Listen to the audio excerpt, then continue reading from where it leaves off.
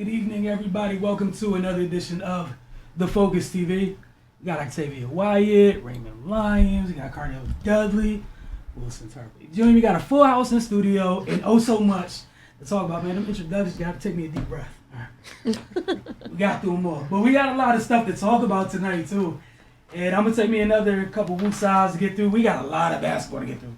College basketball is that time of year. Man, so Cardell, let you start with GW men's and women's. Yeah. All right, man. Y'all bear with me, it's a lot, man. Especially with and Maryland States this week, man. So I told him, at least you get a break before you get to Maryland States, right? Nah, tomorrow is just... No, I mean on the show schedule. I know yeah, not in real it's life. just straight Ain't to no Sunday. breaks. But on the women's side, they fell to the Richmond Spiders in the first round of the A-10 Conference Championship. That's what they call it, conference tournament for those that may not be familiar. 57-49. The Spiders connected on 6 of 10 fourth quarter field goals. The most devastating blow was 4 3-pointers out of 6 in that quarter to pull away and win 57-49. Richmond connected on 9 of 21 threes in the game, and GW only connected on 3 of 15, which obviously decided the game down the stretch. My old Taiwo freshman, she ended her first season, along with Sydney Zambrata, junior transfer from Louisville. They both finished with 11 points, tied for 11 points team high. And GW's point total in this finale was, where basically their total offensive production for this game, 73% slated to return next year. So that's a good sign. Taiwo also finished with 8 rebounds, but, honestly, they got to get some size up in there and some aggressiveness up front. They have a lot of skill, but at times they can play a little soft, and teams picked up on that and they preyed on them for that. So they got to get some toughness up front to really thrive in A-10. And as for the men, it ain't going much better for them. They fell at top seed. Dayton, who's the top seed going into the conference tournament. They're ranked 3rd in the country, I believe, at this time. First year, freshman Jameson Battle led the Colonials with 16 points, 6 of 13 from the field, but Dayton pulled away in the second half. They played a 2-3 zone and pretty much dared any of those guys to make outside shots, and outside battle, no one really could. And then they just got behind Obi Toppin, who finished with a game-high 27 points, and Jalen Crusher, who I love. He added 21 points, and they just pulled away and won 76-51. But honestly, man, it was the Obi Toppin show. He got going, when he got going, and anytime in a college game, normally you could do some wicked dunks, but you don't go between the legs on the break in the college game. That was disrespectful. That was just like, and you can see it in GW faces. They won't admit it. They were just like, hey, dog, I don't know what to tell you, dog. Like, it was like, you just got to take this one on the chin. He proved that that was the type of performance to close out the season where it's like, don't just consider me as a top 5 pick. That number 1 pick ain't safe right now. So I'm coming for that.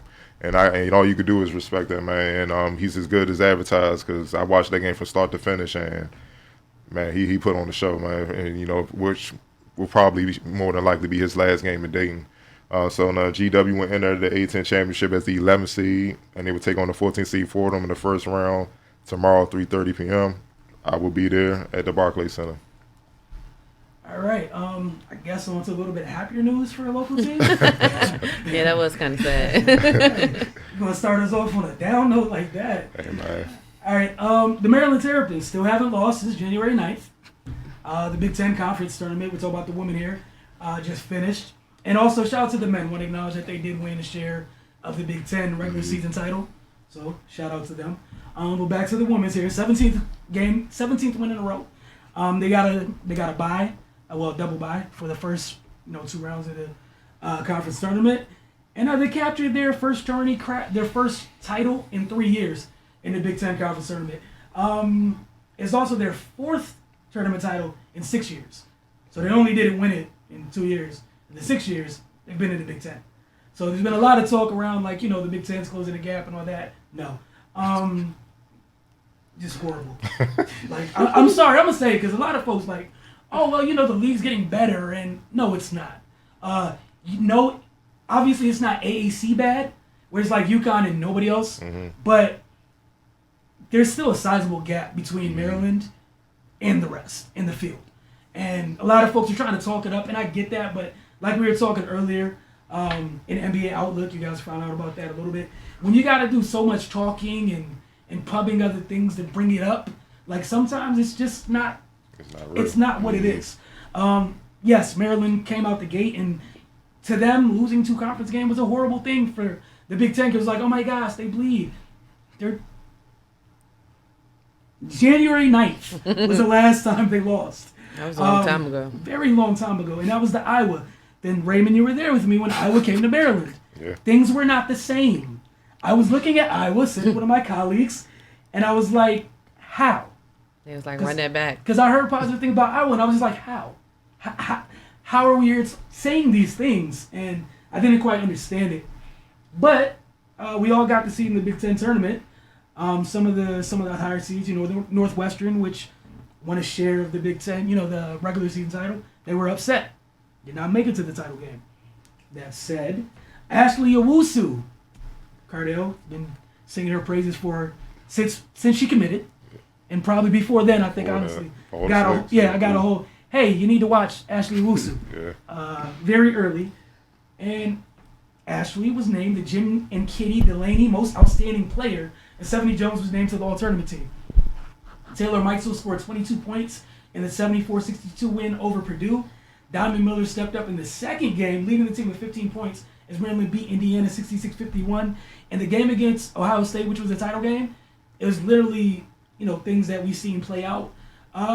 When Maryland's defense settled down, life ended. That was it. There was nothing else to talk about.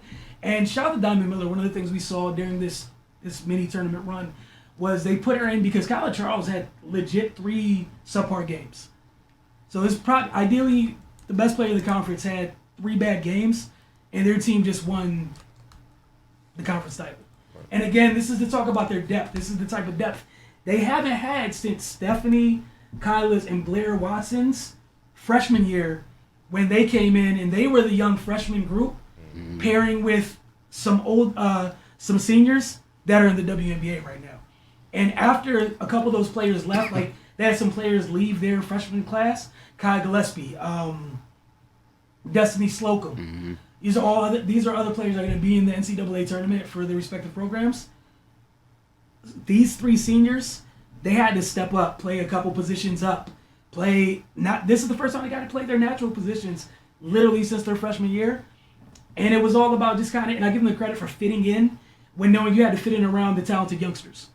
And once they did that and they're selfless enough to do it, this is what you get. Maryland's clicking at the right time of year.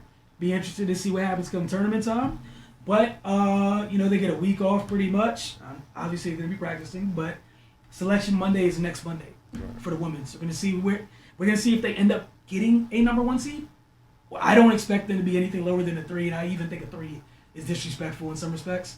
But one of the things that has been talked about is that don't be surprised if the Big Ten ends up with like 7 to 8 teams in the Big Dance. So, but we're going to take our first break when we get back. Let Cardell get his lungs together to talk about the MPSSAA states. You're watching the Focus TV. We'll be right back.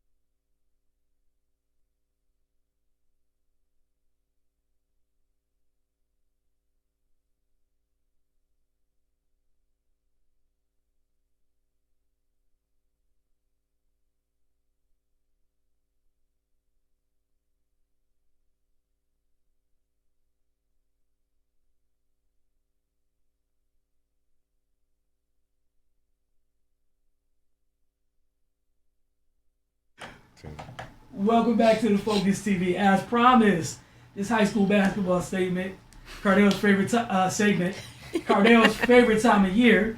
Let's go, Cardell. The floor is yours, man. Go ahead. I'm gonna turn everybody else's mics off.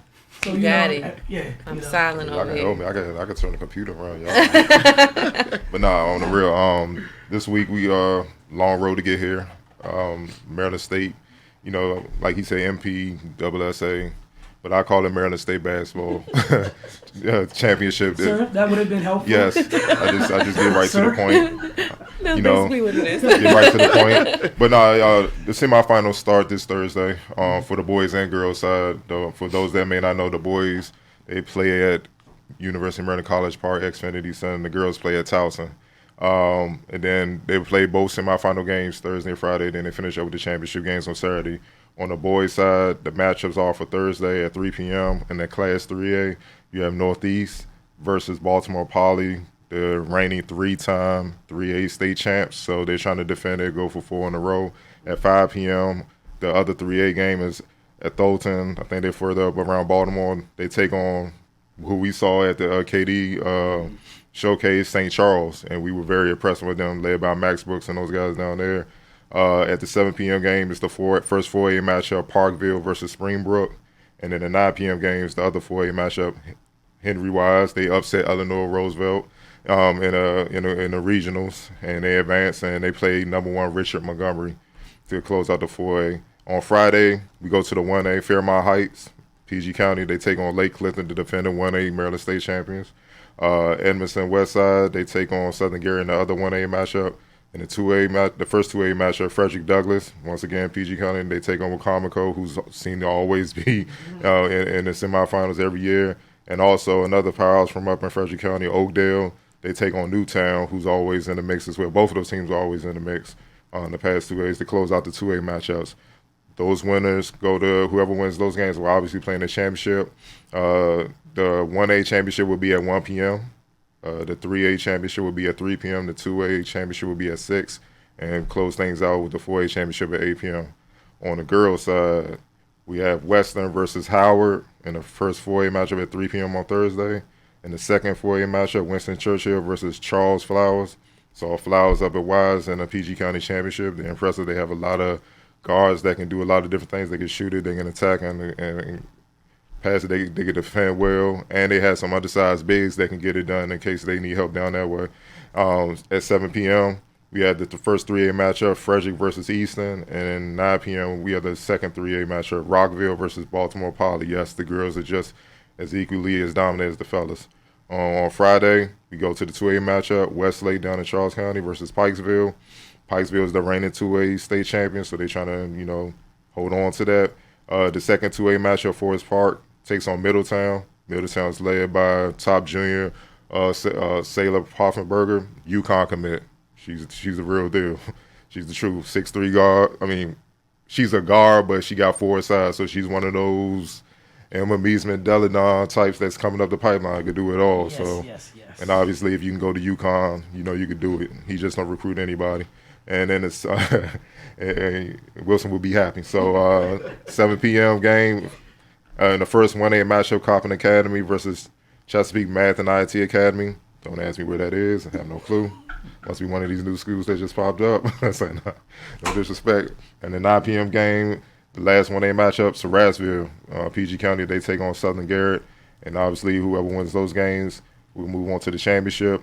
2A championship is at Towson as well. 2A plays at 1 p.m., the 4A at 3 p.m., the 1A at 6, and the 3A will close things out at 8 p.m.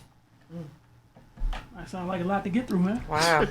Yeah. Shout out to Sarasville, because I used to play against them in high school. I see the Wynn Park and you coming out like, Well, I'm going to say this, though. Bust it. I'm going to say this, though. Definitely shout out to Sarasville. Their head coach went to high school with me. Okay. His mother actually was my teacher in high school. Okay. So he's doing an absolute great job down there. My old coach actually sung their national anthem before the game. So I was like, all right, it's kind of, because, Sarasville and Gwynn Park, we kind of, like, that was a rivalry. So I kind of felt a little bit of way about that. Yeah, I know. I guess but shout out to them, because that program has come a long way. And I mean that. Do you want to throw an extra look? I mean that's a testament to school and everything they're doing there. So that's why I'm giving them props, because, like I said, like, I'm not even trying to be funny, but you talk about those games that you automatically put a W on the schedule. That was it when I was in school. So they came a long way, and that's a testament to their program. So they were the Clemson when y'all was in there. So y'all know Carolina and Duke. That's what you. I mean, I'm saying though, like that's legitimately what it was. It was a rivalry, but we always.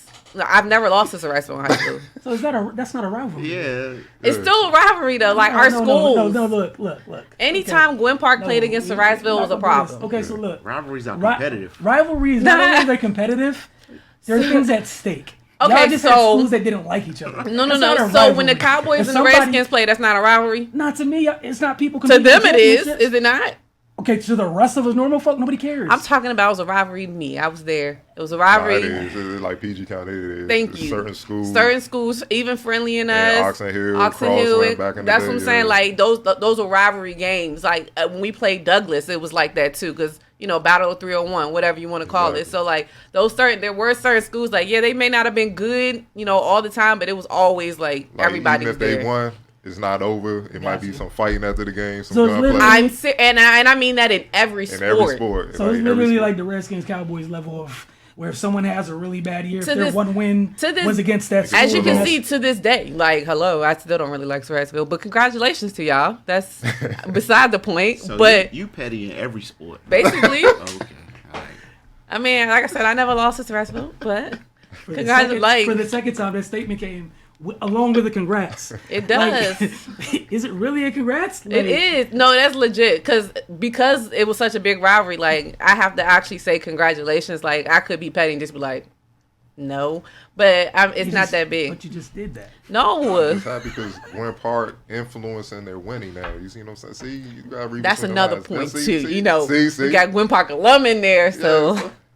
It's like I'm joking. So that's you know what? That's just going. Congratulations. It means nothing. It means everything. Seriously though. Outside of the funny jokes, but I'm being serious though. Like I said, like they really did come a long way as a program because, like I said, like I mean, like when I started watching him and seeing him coach, and to me, it always even talks about like, and this is no shade to nobody when it comes down to it. Like he may not have been the best player. Like, because he played with us, too. He's a little bit younger than me. And, people would say, like, nobody would say, like, oh, I remember this or whatever. But that shows you, like, people who know the game and can study the game and can really play and know the ins and outs of things can actually really teach the game. So that's why I say, like, I give him a lot of props for that. Because I'm going to be honest, I never thought he would be a coach like that. And to see him come out and be a coach and be able to bring a program back, I mean, I just think that's a great job for him. Right, so shout out seriously to Sarasville. I sound a little bit better after the whole. Thank you. And originally, outside of the petty of me, I'm sorry. I can't help it. It's in my blood. We gotta get like a little sound for the petty meter or something. The end of it kind of wrapped it up a little better. Not buying it. Jamal Hayward, 9-4-50 breakdown. We got a breakdown of the Lou Will dribble fadeaway going left and right. Oh man, it's a filthy move. Everybody need to learn that. Facts. Lou Will dribble fadeaway. Going both left and right. Check that out. That'll be followed by our second break. And when we get back, little DC United. We're going to talk about this whole NFL CBA. Cardell, we're going to see what he cooked up for as a rapid fire. You're watching the Focus TV. All right, today we're going to break down the Lou Williams fadeaway shot. He's famous for going left, but we're going to show you how to do it going left and right. We're going to break down the footwork as well. So follow me. So I'm going left right now. I'm going to go slow. Here. Since I'm going left, when I pick the dribble up after two dribbles, it's going to be right left. That's a regular normal pull-up, okay? So now, once I go left here, once I plant the right foot and the left foot, I fade back, okay? So now I'm going to show it to you.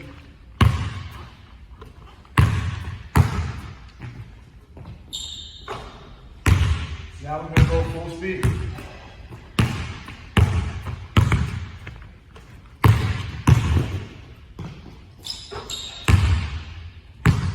The Williams shot.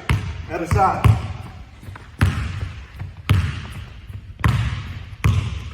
This side here. Left, right, fade. Not 1 foot, you're jumping off two.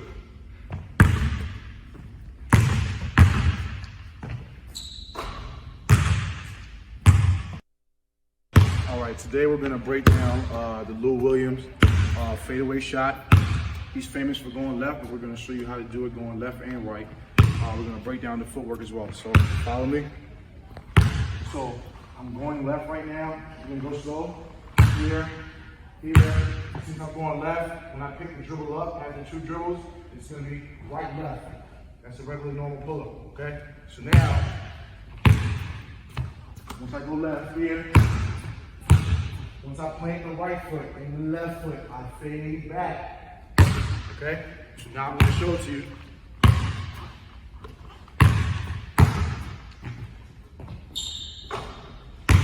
So now we're going to go full speed.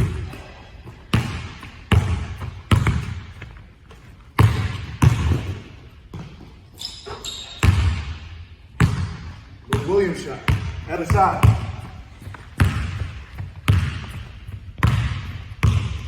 This side here, left, right, fade. Not 1 foot, you're jumping off 2.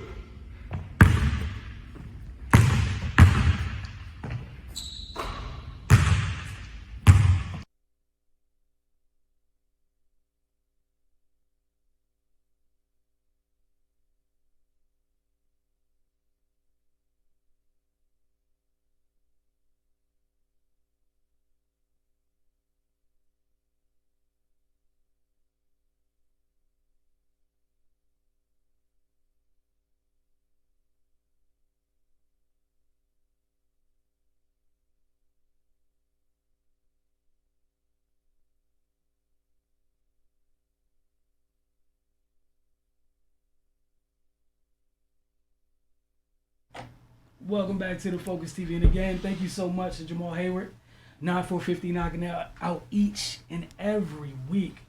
All right, so for the Black and Red, they're now 1-1. Split the first 2 home games of the season. DC United got off to a 2-1 result. Got the better of Inter Miami CF, which is a brand new team, in week 2.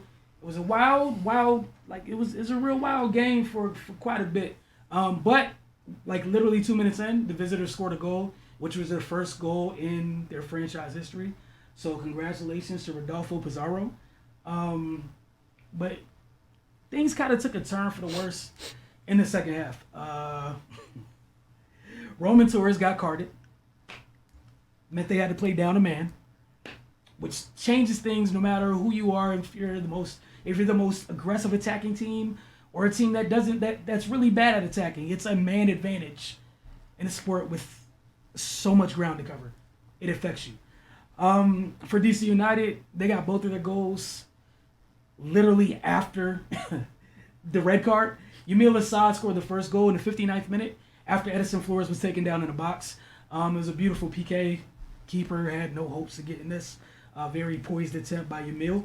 Literally 2 minutes later, off Edison Flores' free kick, he put a really good shot on frame. The keeper was able to parry it. Center back Frederick Briand showing out a little bit. He corralled the rebound. He was up front. Got the ball past the keeper. Showed a little bit of skill right there.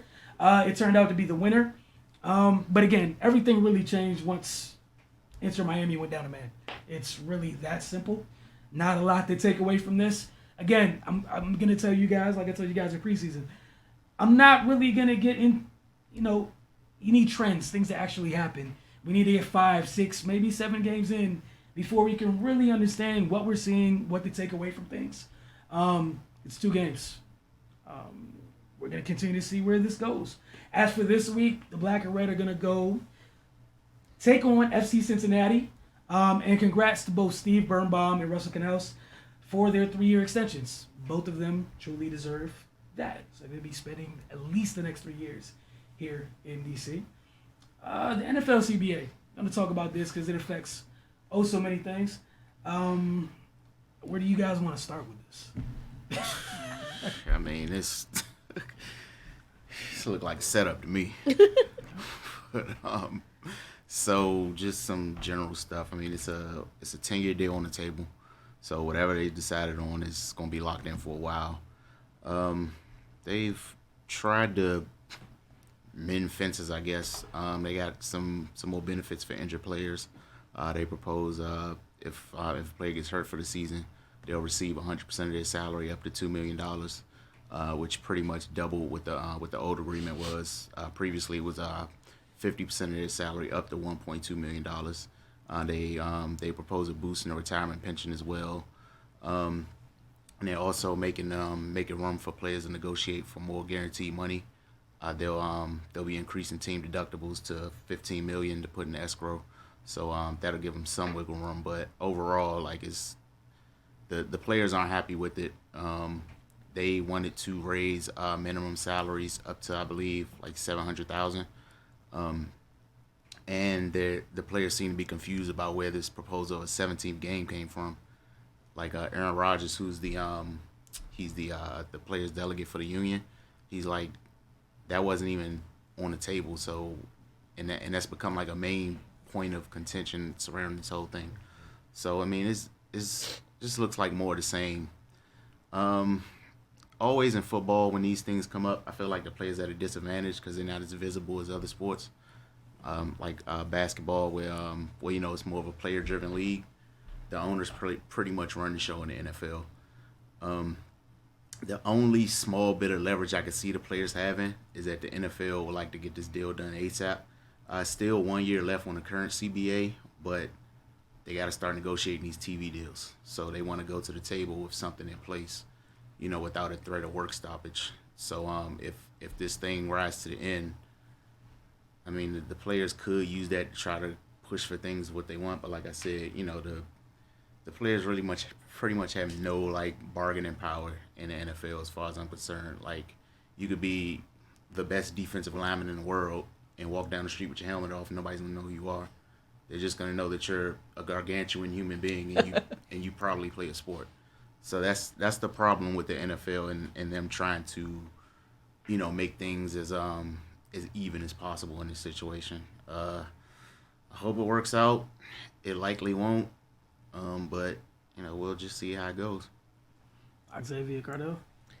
I mean, I'm still kind of trying to get through everything to kind of really try to really piece together how I feel about the entire situation.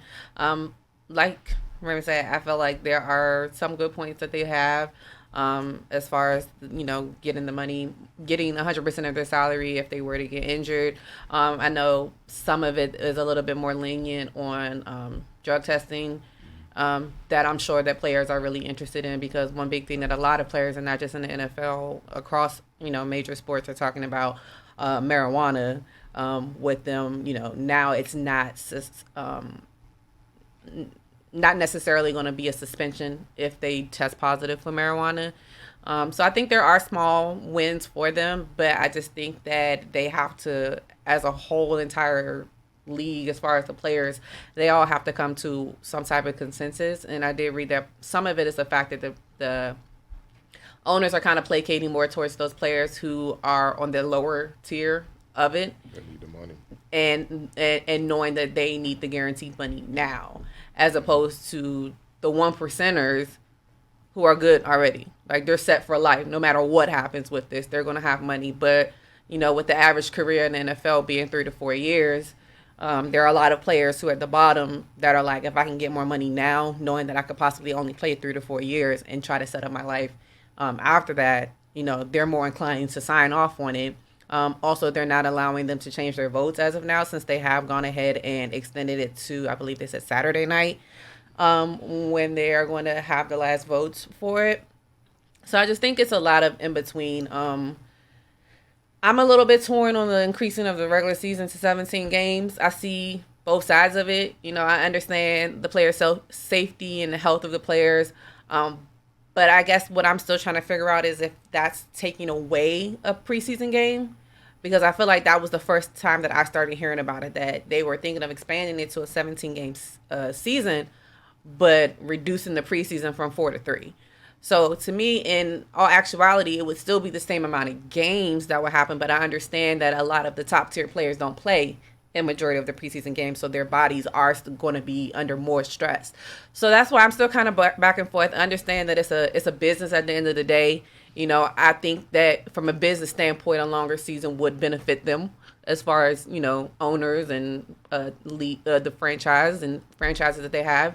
So I just feel like they have to come to some type of medium ground and I don't know if it's going to happen. Because like I said, they feel like the 1%ers are the ones who, you know, the Aaron Rodgers, the J.J. Watts, the all these other players who've already come out, Richard Sherman, who's already come out and stated it's a hard no for them. But realizing that there are more lower tier players it could be a yes for them.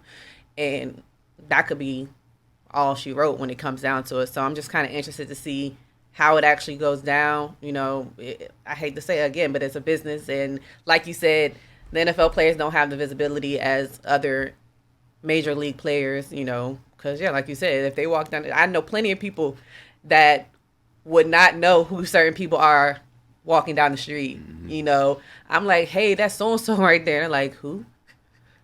Oh, they don't have their helmet on. I don't know who that is. You know, so I get that part of it, but I'm just interested to see how it all plays out.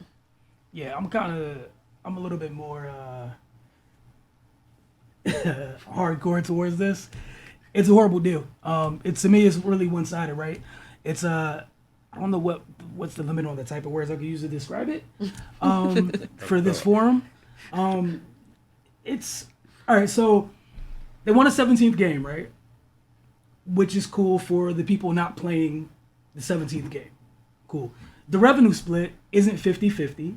Mm-hmm. And for me, if it's not 50-50, there should be no discussion here. Like literally you're watching this with the WNBA, right? Mm-hmm. And this is what's kind of ironic. All the folks who don't like the WNBA are not paying attention or they shouldn't get their money, whatever, what have you.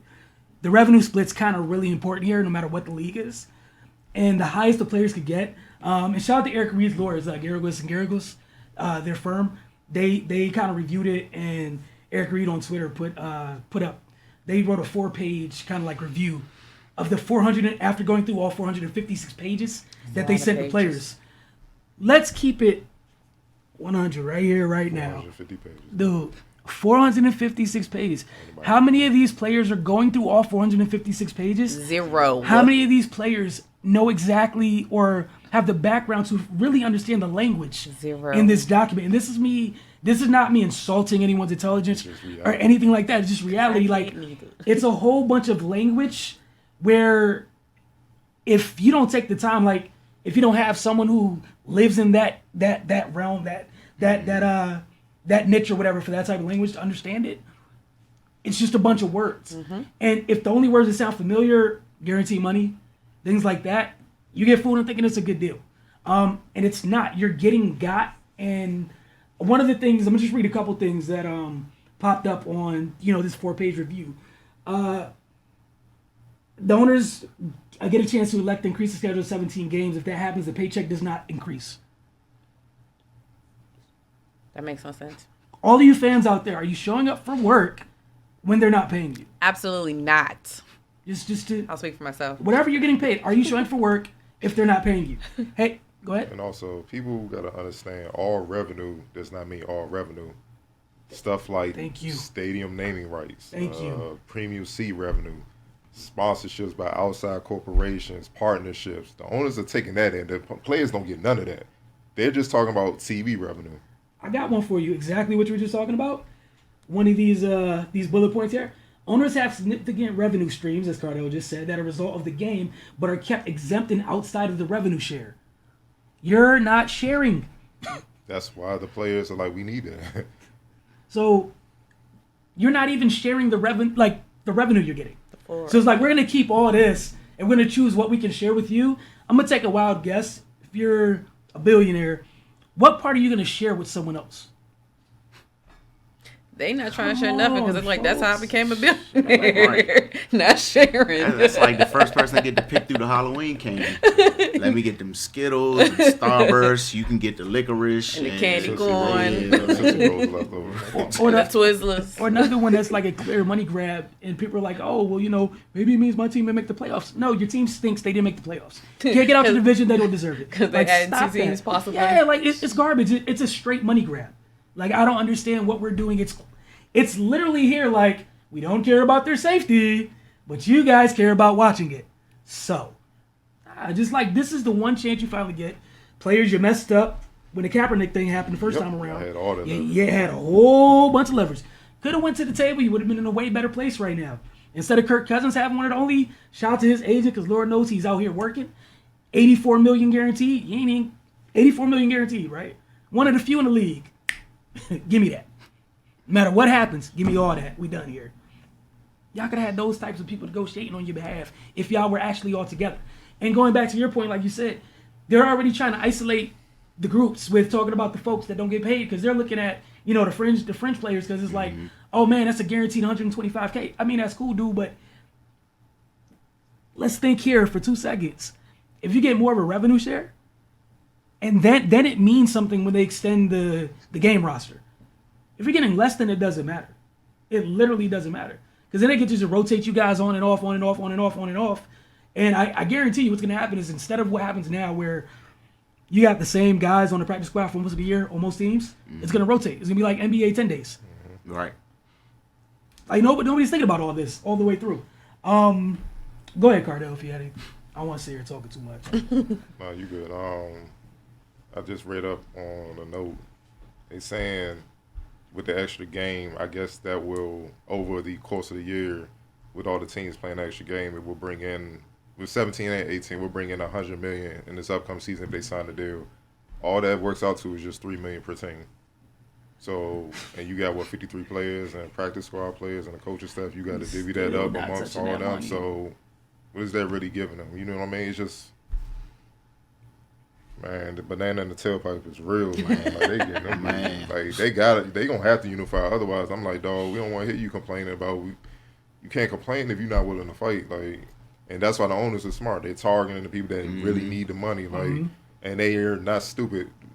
They sent back on IG watching you stunt and stuff like that. Oh hell, he definitely broke. Oh yeah, we got him. Yeah, they gonna have to come up off that. But that's the thing. Like, that's legit. They gonna play off their desperation. And get what they want. Everyone was laughing at that piece. I think it was like a post one of the Pouncey twins. It was like legit, and I'm hoping he's not the only veteran in the league, and that means that from the bottom of my heart. He was riding his Jeep and he was like legit, like, young players, get at me, like, I got you, like, and he was saying kind of a message to the rest of the vets, like, kind of all of us that have made that money already. We got our second and third contracts. Help them out so everybody doesn't get got. Yeah. Yeah, that's what I'm saying. Like, it's the majority versus the minority at this point. But you know people ain't gonna rock with that because they can't trust you. You know what I'm saying? Dudes that come up messing where my money at. It's gonna be some big Charles Oakley situation, rolling up on pregame, slapping people. It's gonna, you know, I mean, it's just reality, dog. Like, yeah, I mean, I'll just give you the buck, dog. It is what it is, man. International games could be increased. I wish they would stop those. Disproportional pay. I just wish they would stop them all. I hate them all. Yeah, stop going to Mexico City. Stop going to London. I'm over it. No, but they're talking about more with disproportional pay. So you're not getting paid more for more international games. It takes more wear and tear on your bodies. I wish they would stop that completely. They're trying to compete with the NBA. They're trying to get that bread that the NBA get, but nobody cares over there. Yeah. Like, first of all, they don't care because they just like, it's a football game. I'm here. They have their football. You know? And us over here, I'm tired of waking up at 7 o'clock in the morning to watch a goddamn football game on Sunday. My Broncos go over there. I'm like, what's the boss score? Word. Hey, look, I'll be the first one like, y'all get back September what? I see y'all then. Yeah. Who won? Okay, that's great. Man. That little minute with Chris Berman, that's what I found out what happened. It won't be me. Fastest minute in sports. It's about 7 a.m. Not I. Crazy. Going right back to sleep. Yeah, man, it's ridiculous. And that's the thing. Like, you finally got your chance to hold out and get your NBA money. Not literally get your NBA money, but get more of the share, right? As close as you can. Because it's the thing. Everyone's talking about the XFL and it's cute and it's good or whatever. One of the things the XFL is suffering with, quarterback play is trash. Outside of like 2 quarterbacks in the league. And this is the thing. So like, you're talking about hardly having any leverage, but this is the thing that sucks. You have it, but it's about standing strong. And I just have no faith that the NFL players are going to stand together because when have you ever shown me that you knew how? They couldn't stand together with the Kaepernick thing. As soon as they threw $100 million at the pot, chaos just... And that's how the NBA got it back in the day. Bill Russell and them, they got them good too. They got the owners, the All-Star game, and the TV networks were there. They was broadcasting that game. Oh, we not going out till we negotiate this contract, this labor contract. What? Owners was coming in threatening, we're going to release you and all that. They was in there reading the newspaper, just chilling. Go like, ahead. Go ahead, do what you got to do. But you're gonna be in a worse situation than you are now. They was pissed. And then finally at the last minute, because they had to, the TV network was like, well, word, we about to go take this elsewhere. They finally had to give him like, all right, what y'all want?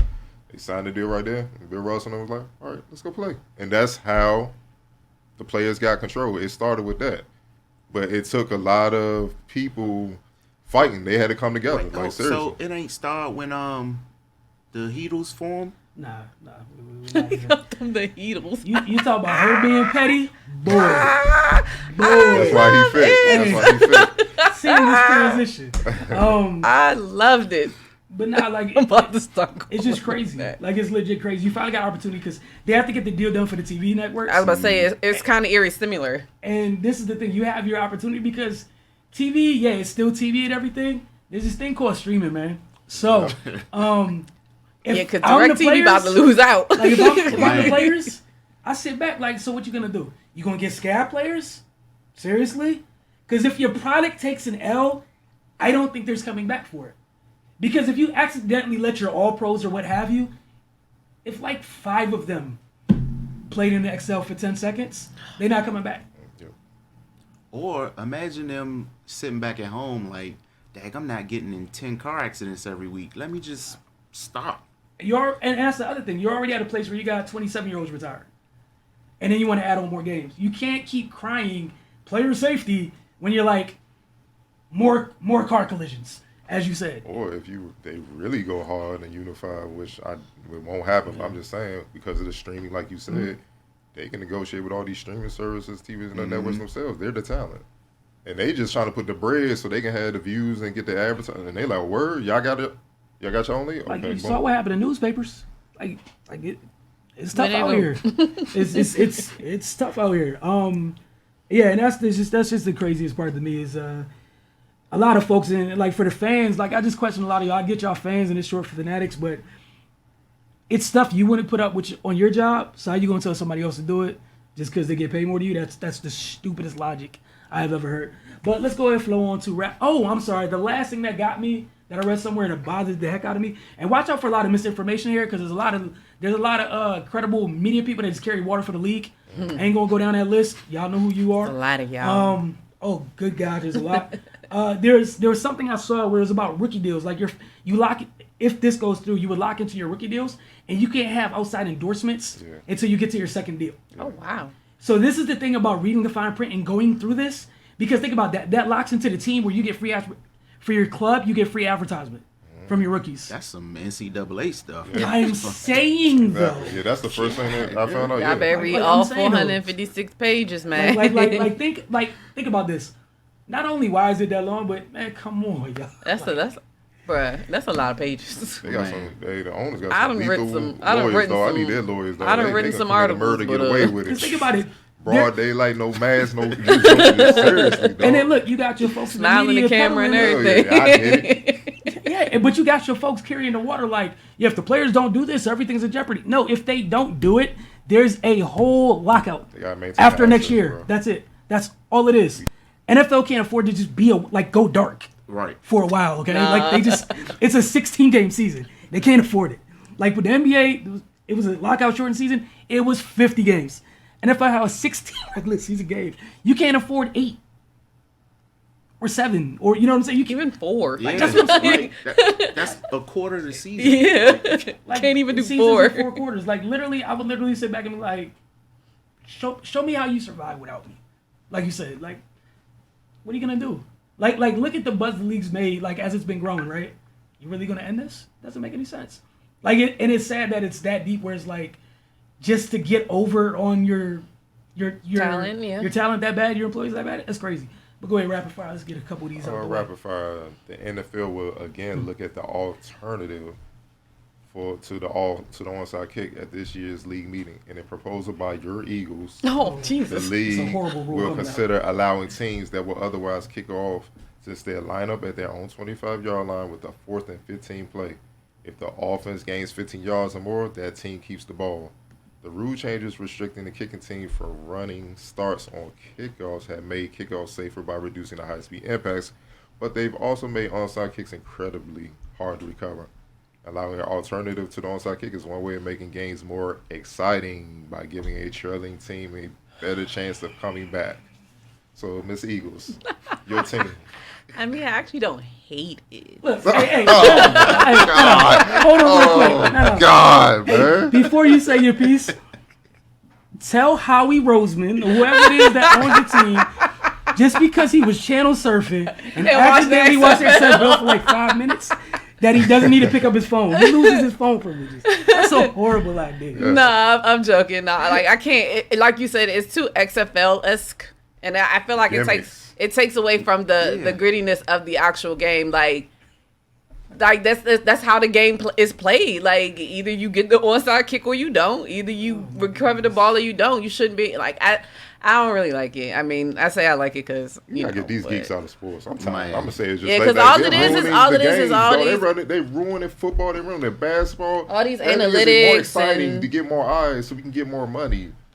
What's excitement is competing. It's competition. That's what makes it's like you're giving them too many chances. Like why? Like it's not supposed to be fair. You play good, you lose. That's the game of sport. That's sports. Yeah, I don't like it. I kind of like it, but I don't like it. Yeah, no, this. Nah, man, they gotta get that out of here. Cause I can't even watch the XFL because of all of that.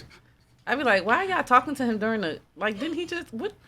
Why are we talking to people during the game? Why am I listening to plays being called as a just stop it. Everything don't need to be accessible to fans. Nope. Sit your down there and watch the game. There you go. If it was only that simple, man. Like it's a horrible idea. I apologize on behalf. Like, shouldn't you have? Your ego. It would come from that division. It would come from that division. All that stuff going on. I'll take it. We need as many chances as possible in the NFC East, okay? But that's why I said I know we need as many chances as possible, okay? Only division in the league. They probably try and get 2 more teams in the playoffs. We probably try. I bet you everyone extra game. Hey, everyone in suggestions came out your division. Well, how about we got 5 teams that are like under 500. So sooner or later they gonna start spotting teams' points. Like, come on, man.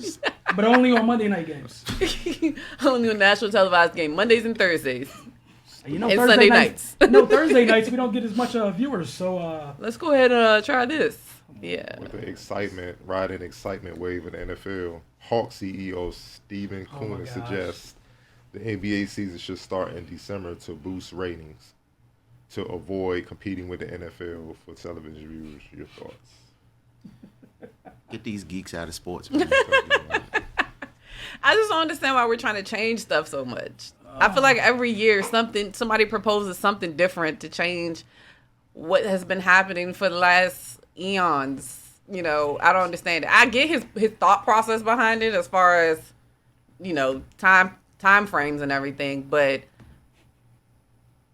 I mean, to me, it's the best time of the year. Like, I can watch football, I can watch basketball. Like, it all flows together. And I mean, like, and if you want more viewership, like, your team should be better and they should play harder and they should win games in the early parts of the season. Because that's part of the reason why nobody watches, because the season's 82 games. And in the first 25, y'all be playing around. And then nobody really got time to be watching y'all just run up and down the court and not really try. So that's probably why the viewership is down. And then, they've talked about most of the talent has now gone to the West Coast. So the time difference is different. Mm-hmm. Everybody's not staying up till 10:30 to watch LeBron play against Kawhi in LA.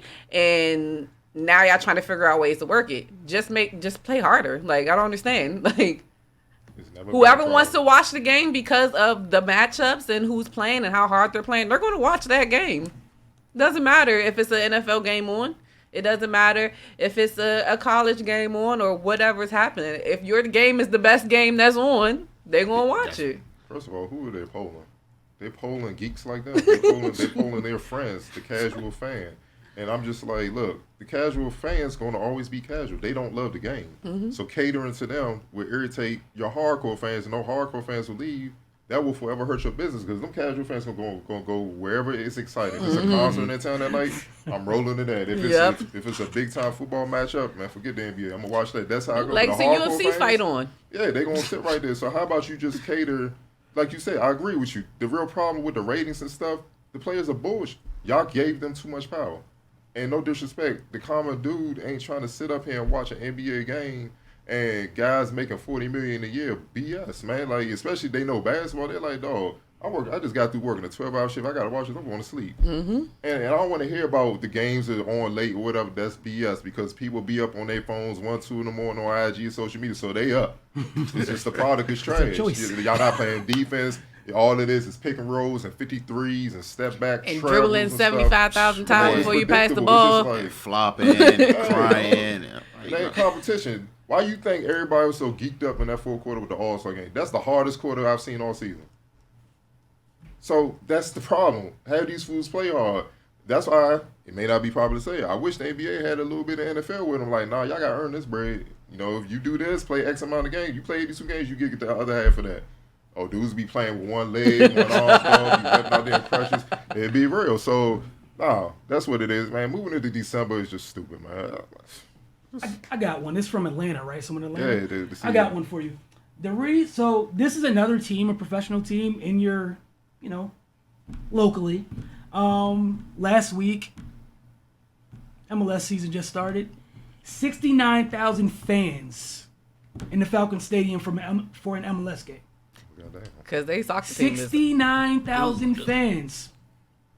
One word, 3 letters, win. Stop it. Because their soccer team is literally just win. And this team popped up like within the last 5 years. 69,000. I'm sure that's probably higher than some Falcons game, depending on what portion of the season. I'm not trying to fire a shot. Just being honest. It's Atlanta. The interest factor, like you said. Man, there's other things going on. Yeah. Ain't nobody gonna be there. It's like, what's it called? Look at Miami Heat throughout the time they've been there. Their teams are good, people be in that stadium. Yeah, right. Their teams are bad, man, there's 90,000 other options in life in Miami on a Tuesday, Monday, whatever I'm time go it to may the be. beach. I'm saying there's other options. So look here. Messi sell out every game. Yeah. They were winning. They were smacking teams. They were championship contenders. They sold that arena out.